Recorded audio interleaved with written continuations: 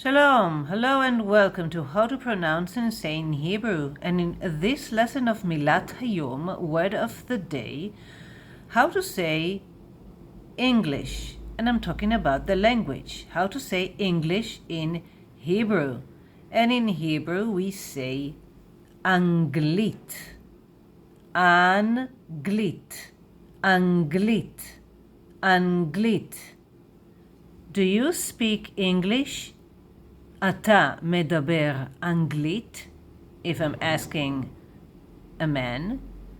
את מדברת אנגלית, if I'm asking a woman.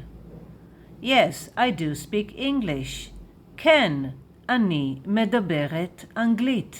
I'm a woman, so I say מדברת, right? אני מדברת אנגלית.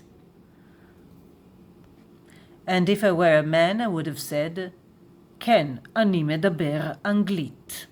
But I'm a woman, so אני מדברת אנגלית. אני מדברת עברית. עברית is Hebrew, right?